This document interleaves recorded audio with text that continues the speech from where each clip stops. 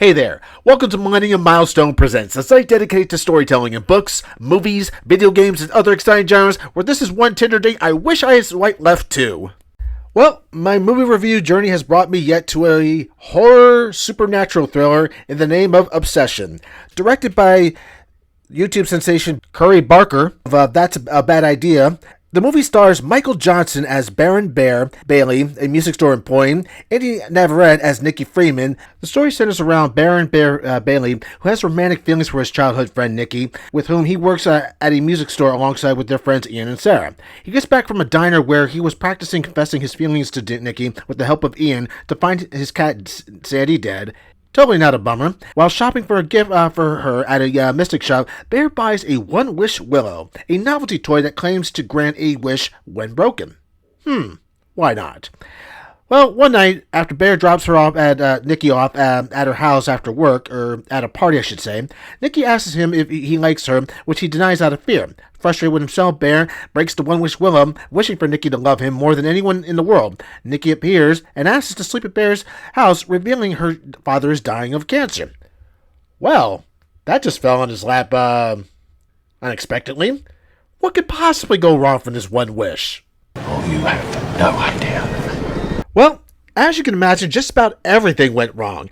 Starting with at that night that Nicky spends at Baron's place, she seemingly reciprocates his feelings for her with a kiss, which ends up with a screaming tantrum that goes out of nowhere, forcing Baron to just calm her down and say, hey, let's just sleep it off the night and pretend this didn't happen. The next day, he tries to explain this to his best friends that something was wrong with Nicky, and seemingly finds out that Nicky does have feelings for him in reality. So, Baron decides, you know what?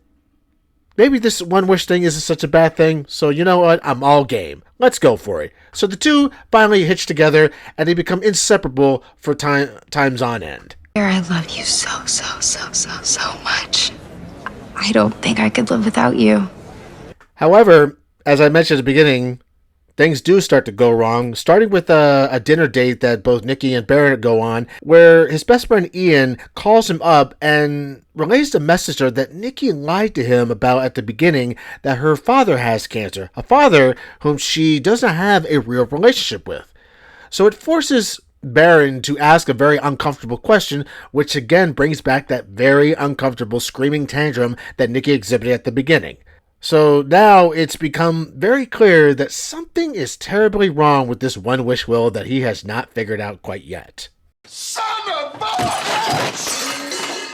So that's kind of the premise of the film. I'm not going to give away any spoilers because honestly, I really think you should go see this film. This has really got a tight-knit story that you would not expect from a YouTube sensation that I honestly did not know about until now. I took a brief look at his channel, and he does have very interesting stuff that he's worked on for many years. And this film is incredibly uncomfortable.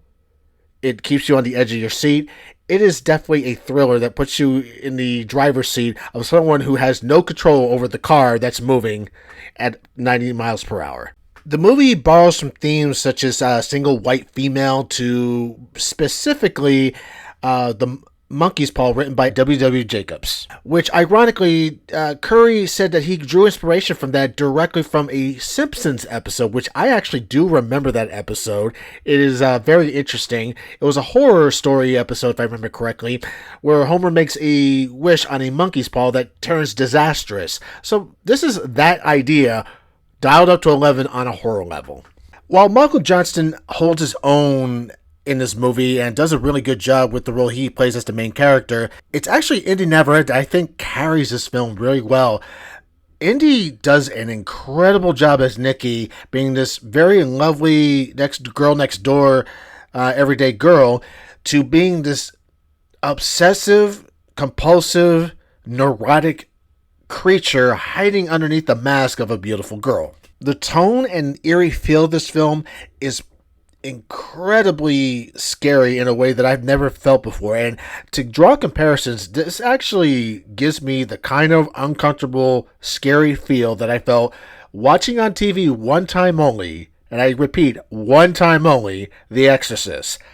I swore after seeing that movie I would never watch it again, and I still won't to this day. It is cursed. This movie gets very close to being that kind of cursed movie. I mean, for crying out loud, what does it say curse when you see a girl duct taping an entire door? Or feeding you your lunch with your dead cat?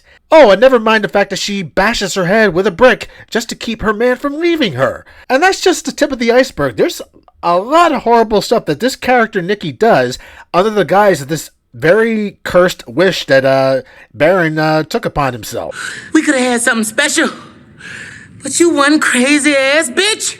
The story does a great job of also calling into question some of the things that someone will do for love. And also at the same time, what's something that I noticed about this, just starting with the wish itself, you ask yourself the question, does the person that you wished love you actually love you because of the wish?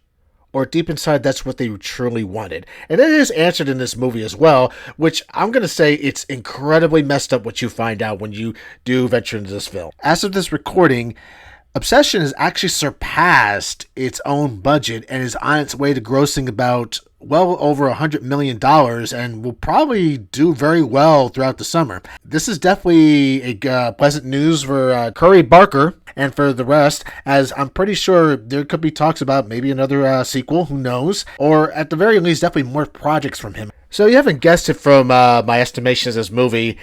This definitely gets a rating of excellent for me. This is a very fantastic film that really drives the narrative of a thriller, supernatural, uncomfortable story that you really are just in the driver's seat waiting for the next thing to happen or the next horrible thing that's going to happen. I highly recommend this. You go see this in theaters, or if you want to stream this, you can, but definitely this is a good theater movie to watch as well. As of right now, this has become a top contender for some of the best movies this year. As of right now, Project Hail Mary is still my favorite film, and this is definitely a close second to it. We'll see if there's other films that stick out later on. But hey, maybe you guys have another contender that should be in the conversation as well. But as for me, I'm going to take a break from now. Like, share, and subscribe, and you best better believe I'm going to be back for the next one.